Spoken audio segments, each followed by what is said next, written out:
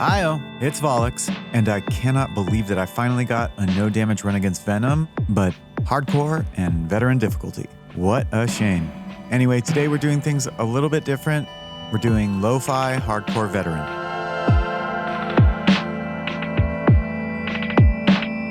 I've been sketching out some lo-fi beats on the side whenever I can, and now I want to share them with you while I go through the process of getting all that stupid hardcore rubbish.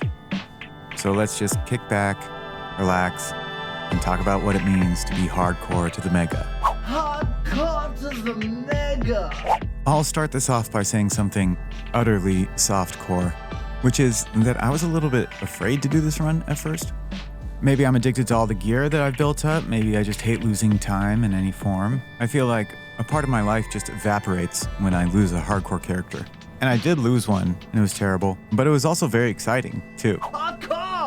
That said, after I lost my first character, I cheated a bit by backing up my game at the beginning of each world.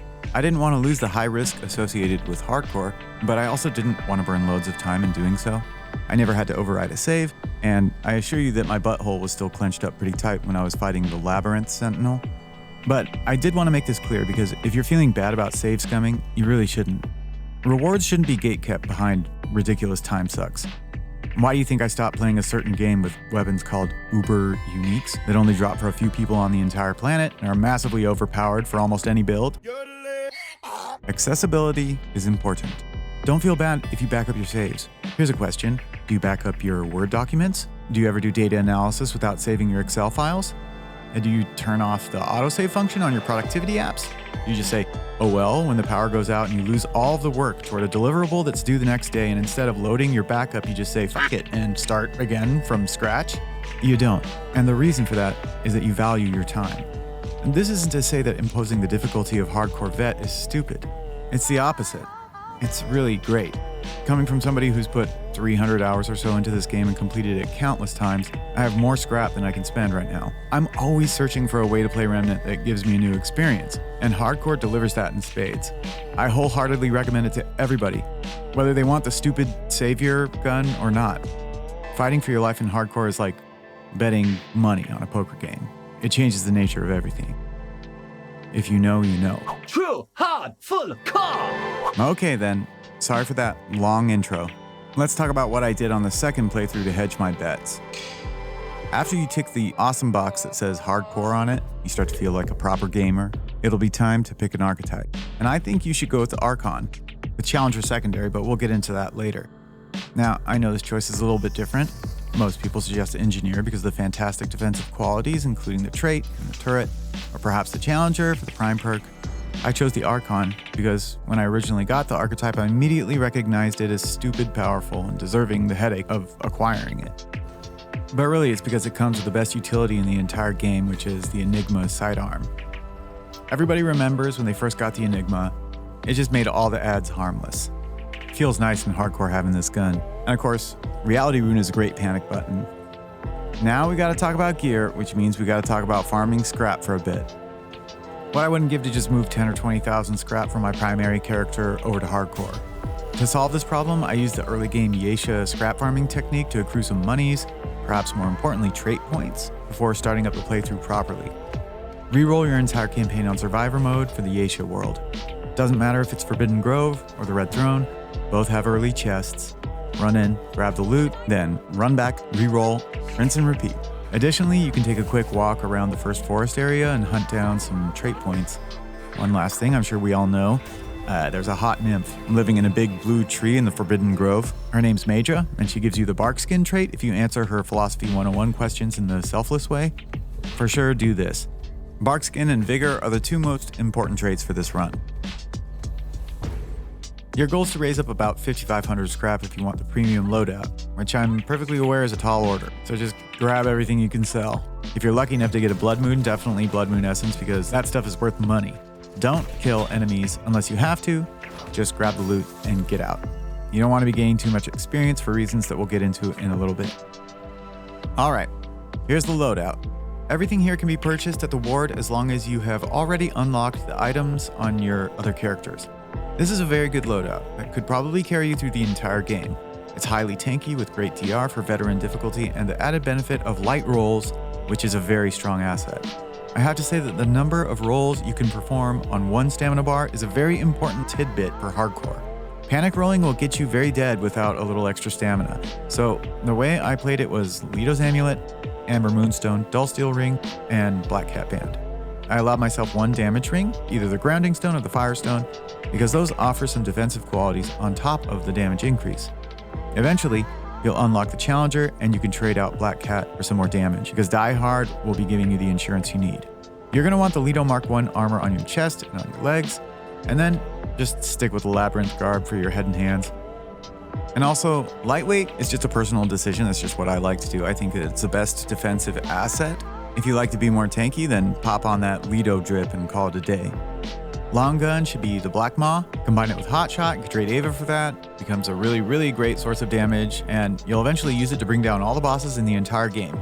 For traits, just dump everything into Vigor and Barkskin.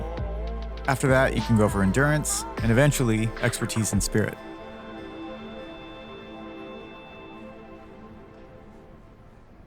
Now let's chat about power levels, which we can game to our advantage a little bit. Your highest archetypes and your weapons determine this level. Here's a card with all the details. My approach, the simple version is just to complete content as you normally would, and if you see an area that has a higher power level than your own, upgrade your main damage source, and that's it. This is the only time you should upgrade. If you do not upgrade any of your other weapons, like your melee weapon or your sidearm, then you should be able to stay at the world level throughout the game. That formula works just fine, but here's a little more research for science because some of us are just too curious. Area levels can have a minimum, a maximum, and a modifier based on your own power level sometimes. It varies between difficulties and worlds, but that's the gist. One good example of this, during my run at Cancer, Root Earth, the area was at 12, but my power level was 10. My AAR was at +9, which gives Cancer a handicap of 3 levels against my long gun. It's not good. So, cruising back to the ward, one AR upgrade to +10 keeps my power level at 10, and another kicks it up to 11.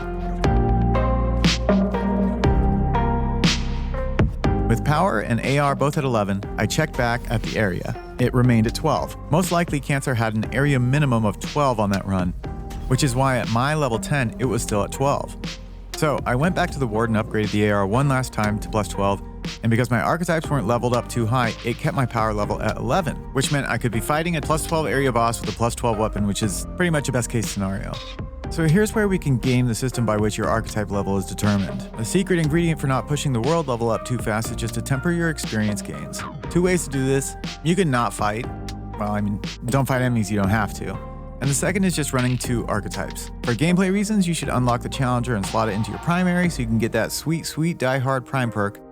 After you spend your first $6 grand on gear, take the next $1,500 over to Reggie, buy the old metal tool, get the engram from Wallace, blah, blah, blah. Once you have 2 classes going, your XP gains are split between them, and you will slow your level progression and consequently your power level as well, which in turn can affect the area level. Do this as soon as you possibly can, and then before tough fights, you can upgrade your main damage source like I showed you in the previous clip. I finished the game with Challenger main and Archon secondary at levels 8 and 7 respectively with a power level of 12 and the world level being at 13. The only reason I didn't upgrade my AR further was because I didn't have the materials, which is a whole other story that I will detail on a card for those interested in yet further research. Okay, I think now all that's left is to actually play the game. Let's recap really fast for all you really fast people who are living fast and don't have time for my long-winded chatty blab. I'm putting everything in the video into one card. Step 1, choose Archon. Step 2, farm less than or equal to 5,500 scrap and gear up, acquiring Barkskin and some trait points in the process. Step 3, begin your playthrough, only upgrading your main damage source when you're under-leveled. I advise rolling for the Forgotten Prison on Nerud because Shahala has some cheese-ass one-shot mechanics that are very confusing. Talratha is a much easier fight. Step 4, once you have the resources, unlock the Challenger and run it primary for Die Hard and to split your XP and stunt your level growth. Step 5, obviously, just make sure you're having fun. This last bit is the most important part because I started my hardcore playthrough strictly as a chore to get the loot.